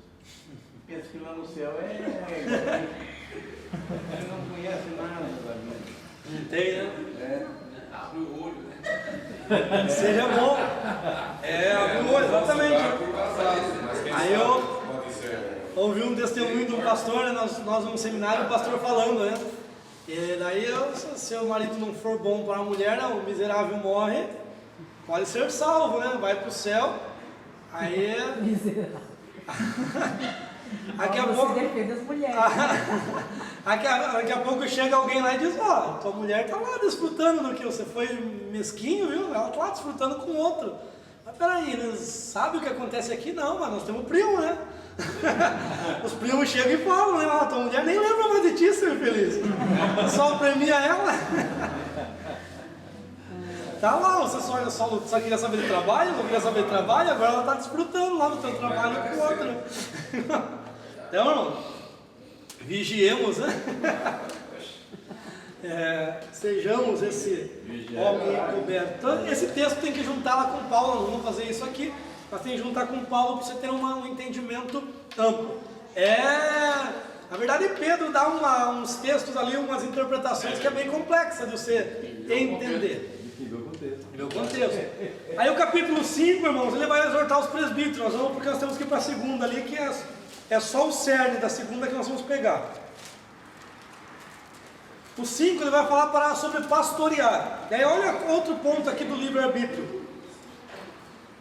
Ele diz que é presbítero como os outros presbíteros, pastorear a grei de Deus que está entre vós, exercendo sobre ela o que? Superintendência, irmão, superintendência. Se você é superintendente de algo, é porque tem alguém acima de você, que é dono. Você é um supervisor. E os presbíteros, que entra ali, os ministérios, entra dentro do presbitério, são supervisores desta obra, não são dono, né? Agora muitos pastores se colocam como dono da obra, né? Querem flertar com a esposa que não é dele, né? Que é de Cristo. Ele só é o amigo do noivo. Ele só é o amigo do esposo que foi buscar a Rebeca para trazer para o seu senhor. Ele só é este. E quando Eliezer foi buscar, ele não flertou com a esposa, ele não chavecou. Ele trouxe a esposa pura para o seu senhor. Esse é o trabalho dos pastores, né? Apresentar uma esposa pura. Porque Jesus vai prestar conta. Vai requerer, né? Prestação de conta. Não por força da necessidade, olha aí, ó. Não por força, vou lá porque estão necessitando, a obra está necessitando. Se você não quer, não vá. Não é por necessidade. Lá, ó. Mas com boa vontade. Se é boa vontade, eu tenho que decidir. Se o meu ministério não é pastoral, por que eu vou aceitar? Eu vou fazer sem boa vontade, ele não vai frutificar. Então, olha lá. E também, depois que seja boa vontade, também que seja segundo Deus, de bom ânimo, não com torpe ganância, mas nem tampouco como se tivesse senhorio sobre a herança de Deus, que é a igreja, pelo contrário, sendo exemplo do rebanho, porque depois nós vamos nos apresentar o príncipe dos pastores para receber a coroa imarcessível da glória de Deus. Daí ele fala que está com Silvano no 5, a partir do 10, que está em Babilônia, no No capítulo 5 ali que ele vai falar isso, que está na Babilônia e que está com Silvano, que é Silas. Irmãos, a segunda epístola de Pedro nós temos que começar lá no final. Olha o capítulo 3. Para nós entender o que ele fala. Então o capítulo 2 a gente não vai entrar aqui agora, porque nós vamos estudar Judas. Judas e o capítulo 2 de Pedro é a mesma coisa. Não dá para saber quem copiou de quem. Depois leia na tua casa lá. 2 Pedro 2 e Judas 2. Se tiver duas Bíblias, coloca e leia um versículo junto com o outro. Faça essa leitura. Você vai ver que alguém copiou de alguém ali, não é possível. Foi alguma coisa ali. Ou estavam na mesma sintonia espiritual, né? Mas escreveram longe, escreveram distante. Nós vamos ver em Judas. Eu só vou pegar o cerne aqui de Pedro. 2 Pedro 3,18, que é o último versículo que nós gostamos. Os versículos anteriores ele vai falar que Deus deu sabedoria a Paulo, que muitos distorcem, né? Que muitos distorcem. Pedro 3. Judas 1, que é só um capítulo, e 2 Pedro 2, que é o capítulo inteiro também. Que é sobre os maus obreiros. Os obreiros dos últimos tempos. Antes crescer na graça e no conhecimento de nosso Senhor e Salvador Jesus Cristo. A Ele a glória, a Deus a glória para a eternidade. O que é esse crescer na graça e no conhecimento? Pronto. Os irmãos estão ali A vida inteira era uma coisa, mas agora... É fácil, né, para ele perguntar isso. Então tá, o que você ouviu? Melhor não responder. É melhor... O que você ouviu? O que a gente... Eu já falei muito. Que o crescer na graça é oração, leitura da palavra, jejum, né? Isso é crescer na graça. É a mesma coisa. O crescer no conhecimento é estudar a Bíblia, teologia. Mas ele não está falando crescer no conhecimento simplesmente. Ele está falando crescer no conhecimento de nosso Senhor Jesus. E a gente tem que buscar essa resposta. Porque se eu dualizar esse texto aqui, graça e conhecimento, eu vou sempre falar. Você tem que buscar em oração, mas tem que estudar a Bíblia. Falar isso. Mas é muito mais amplo do que isso. É mais amplo, não é menos. É mais amplo. É muito melhor o que Pedro fala aqui. Eu tenho que crescer no conhecimento de nosso Senhor Jesus Cristo. Fiz questão de vir para cá para poder te levar para o capítulo 1 depois. Para você entender. Porque senão a gente vai lá, a gente só lê aquele versículo, né, de Pedro, né? Só lê aquele e explana aquela explanação comum. Nós vamos ver o que ele diz aqui. A partir do 1 ele vai só se apresentar, e agora ele cresceu no conhecimento do Senhor Jesus, porque agora ele não fala Pedro apóstolo, ele fala Pedro servo e apóstolo. Então ele se humilhou, não quer dizer que ele cresceu nesse conhecimento de nosso Senhor Jesus. 2. Graça e paz seja multiplicada em maior grau por meio do pleno conhecimento de Deus e nosso Senhor Jesus. Opa! Vamos começar a encontrar a resposta, porque ele usou a mesma palavra lá. Ele falou que a graça deve ser multiplicada por meio do pleno conhecimento de Deus e do Senhor Jesus Cristo. Então veja que graça e crescer na graça e no conhecimento do Senhor Jesus Cristo estão ligados, não são duas coisas separadas. Eu só cresço na graça por meio do conhecimento de nosso Senhor Jesus Cristo. Mas o conhecimento dele é complicado, porque ele é a própria onisciência. Não, nós vamos entender o que é. Ele vai nos dar a dica aqui, ó. Como todas as coisas pertencem à vida e à piedade, vos sejam dadas todas as coisas que são da sua potência divina, mediante o conhecimento, novamente aí a palavrinha, daquele que nos chamou para a sua glória e poder. Quem nos chamou para a glória e poder? Cristo, né? Então é mediante esse conhecimento. O que eu estou fazendo aqui, irmãos? Estou mostrando para vocês o contexto de um texto. E todas as interpretações têm que ser assim na Bíblia. Os textos estão dentro de um contexto. Às vezes o contexto está no livro, às vezes o contexto está em outro livro. Por exemplo, algumas coisas de Apocalipse, para você entender, você tem que ir lá para Gênesis, para poder entender. Porque ele fala da antiga serpente. Onde que aparece serpente? Lá em João, em Apocalipse. Ele fala da mulher, sol, lua, 11 estrelas. Onde aparece sol, lua, 11 estrelas? Se curvando. Gênesis. Então Gênesis tem a base de todas as doutrinas. E Apocalipse vai confirmá-las. O 4. Por meio dos quais são dadas magníficas e grandíssimas promessas, para que por estas sejais participante da natureza divina. Então temos que ser participante da natureza divina. havendo escapado da corrupção e do desejo desenfreado que está no mundo. Por esta razão... Está em Judas. Não, bem. Não, Pedro. 2 Pedro 1:4. 1 do 2 em diante, ali nós vamos no 5 agora. Judas é a semana que vem. Judas é a lição de casa. É porque eu do 18 eu já fui lá para... Eu olhei no dele também fui de Judas. Ele está no Judas? Não, estou em Pedro. Estou em Pedro e estou colocando aqui as palavras, né, que ele usa no último versículo. É que ele leu o último Que é o conhecimento, né? O conhecimento. 3, 4. Agora, 2 Pedro 1,5. Lá, por esta razão. Por qual razão? Pela razão do que eu fui chamado para ter esse conhecimento na graça.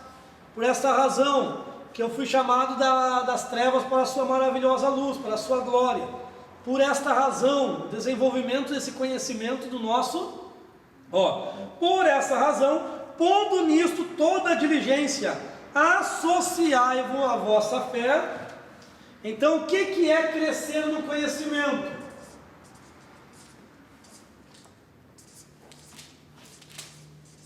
No conhecimento do Senhor Jesus, né? Estou abreviando aqui só por causa do tempo.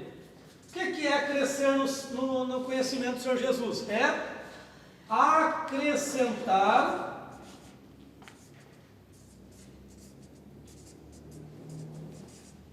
virtudes. É acrescentar virtude, é casar as virtudes. É quando eu acrescento virtudes, eu estou crescendo no conhecimento. Primeiro, a minha fé, eu tenho que associar o quê? A fé associar a virtude. Em outras palavras, poder também. Aqui entra duas interpretações. A fé, eu tenho que evidenciar a virtude. O que seria a virtude? A atitude de alguém virtuoso, de alguém que faz bem, faz coisas virtuosas, ou seja, que tem obras boas. É o que Tiago fala, né? Associar a fé, obras. E também na visão de Paulo eu posso colocar, porque Paulo vai falar da fé, ligando a fé ao poder. Porque a fé sem poder é um sermão vazio. É alguém que preparou bem uma mensagem, mas não vive.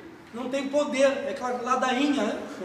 aquela coisa rasa, porque ele não tem poder. Então a fé eu tenho que associar tanto o modo virtuoso de viver, quanto o poder nas minhas preleções, nas minhas pregações, nos meus sermões, que vai dar vida a ele.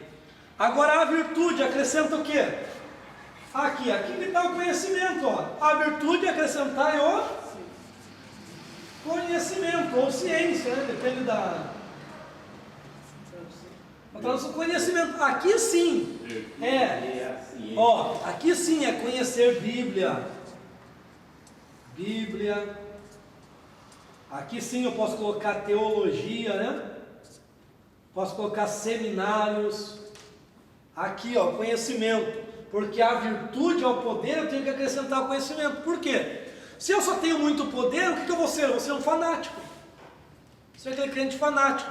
Aquele crente que também ora está na igreja, ora não está, porque está sendo levado pelo poder. Então eu tenho que acrescentar conhecimento, porque o conhecimento da Bíblia vai me estruturar, vai me deixar estruturado. Então eu tenho que acrescentar a virtude ou conhecimento. Ao conhecimento, domínio de si. Porque quem tem muito conhecimento e não tem domínio de si, ele se torna antiético. Então, quarto, domínio próprio, né? Ou de si, né? Domínio próprio.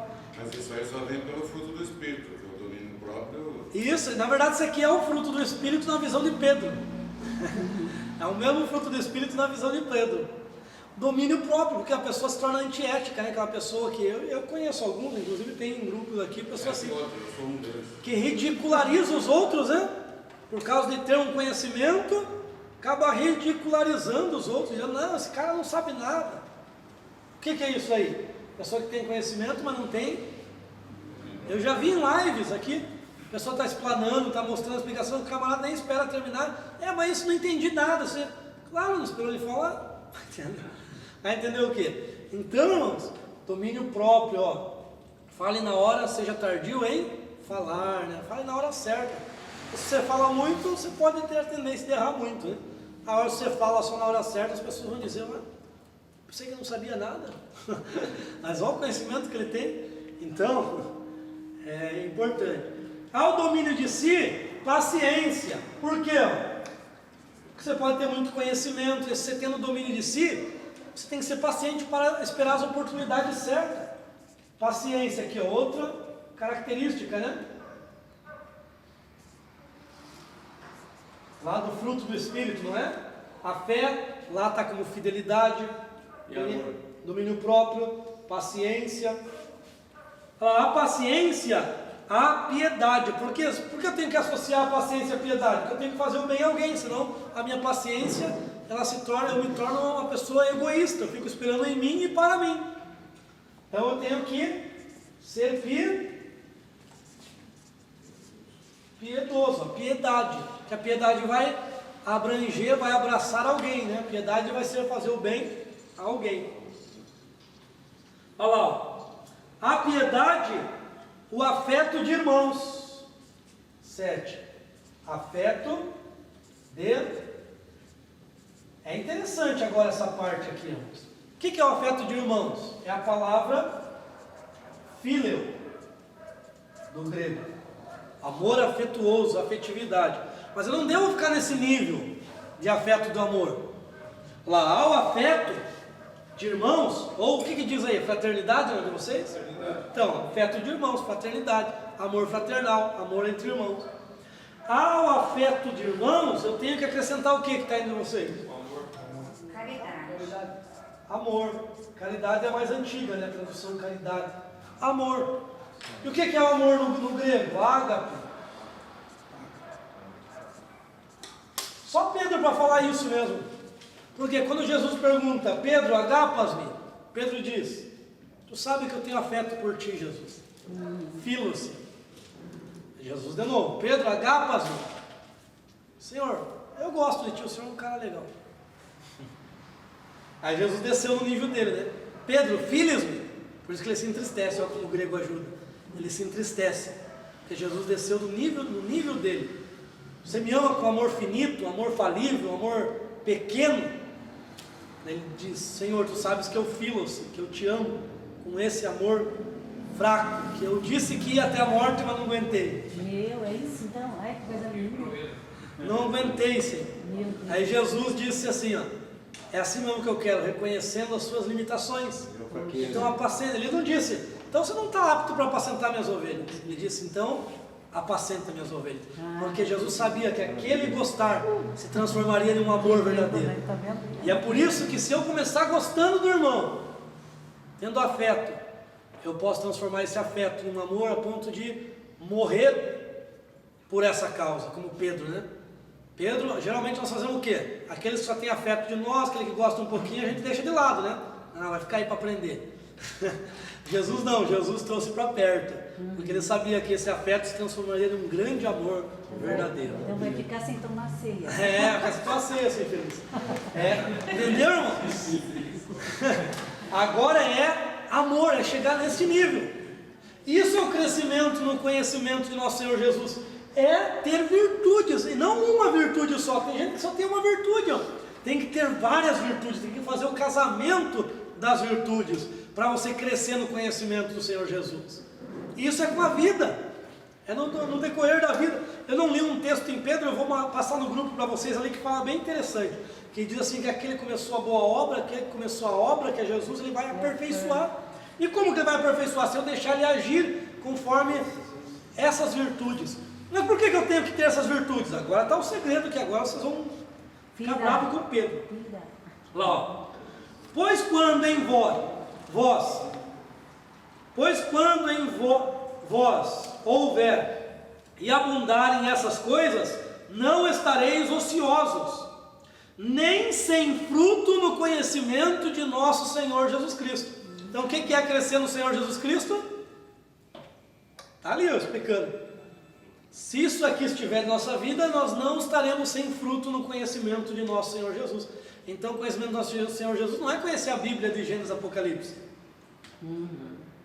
Crescer no conhecimento é desenvolver as virtudes, dar fruto digno de arrependimento. Certo? Lá, porque aquele, olha só, agora vai ser fogo aqui. Porque aquele que carece dessas coisas é cego e tem a vista muito curta, é míope, né? Havendo-se esquecido da purificação dos seus pecados antigos. Porque se eu não tenho a fé verdadeira, se eu não vivo, e se eu tenho um conhecimento que não se domina, atinge os outros, se eu tenho uma paciência que não leva a fazer o bem ao próximo, se eu tenho um afeto porque eu tenho que gostar, senão eu não vou para o céu, e não tiver um amor, então veja que elas se casam assim, né? Para ficar mais fé com virtude, conhecimento com domínio, paciência com piedade, afeto com amor. Olha lá. Portanto, irmãos meus, procurai fazer firme a vossa vocação e eleição. Então a vocação e eleição eu tenho que procurar fortalecê-la. Como? Tendo isso aqui, ó. Pois quando fizer dessas coisas, jamais tropeçareis. E agora?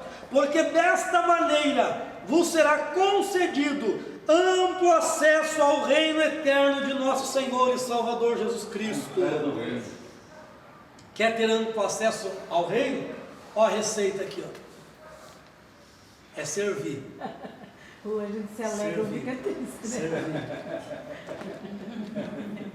Não tem outro caminho, É né? melhor se alegrar. Tem outro caminho. O Evangelho é isso aqui. Alegrando o meu conhecimento. Evangelho, né? É isso aí. É virtudes, né? É virtudes. Não é regras, né? Não é preceitos estabelecidos por homens. Aí ele continua, né? Não me canso de lembrar continuamente. Ele fala do tabernáculo, que está falando da carne, né? E devemos confiar, né? E conhecer, porque a vinda do Senhor está próximo, né? E devemos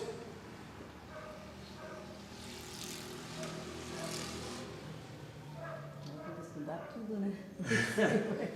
É tudo bom. vontade. E ele vai falar que as profecias não são de particular interpretação. Aí ele entra no capítulo 2, né? Capítulo 2 ele fala dos maus obreiros, que nós vamos estudar junto com Judas. Tem até comentários que trazem comentário de 2 Pedro e Judas junto, porque é muito idêntica esta carta, certo? E depois ele vai mostrar que nós devemos ter entendimento. Então a primeira ele fala dos padecimentos, a primeira epístola ele fala dos padecimentos, das dificuldades que eu devo padecer com Cristo. E a segunda epístola ele fala sobre conhecimento, entendimento, buscar entender. E para eu ter entendimento, eu tenho que... Olha uma mensagem para você.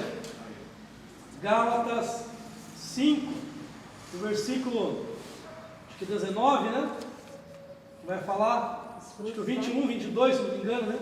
Até o 24 vai falar do fruto do Espírito. Aqui, ó, 2 Pedro 1. Lembra de ler o 3,18, né? Para fazer aquele drama, né? 1, 2, até o 11. E daí você lê aquela parte que acho que é Mateus, não sei se eu não lembro se é Mateus, que fala fruto digno de arrependimento. Lá acho que está lá no capítulo 4, por aí, né? Acho que de Mateus. Produzir fruto digno de arrependimento. Esse fruto digno de arrependimento é produzir resultados condizentes à mudança da vossa mente. Gálatas 5. 19 em diante, mas acho que vai ser lá pelo 21, 22, que é o fruto do Espírito. Então, produzir resultado condizente à mudança da vossa mente, ou seja, a transformação da velha criatura para a nova criatura. Está aí uma mensagem para você provocar os irmãos, né? Provocar os irmãos a terem mais vivência. Amém, irmãos? Agradeço.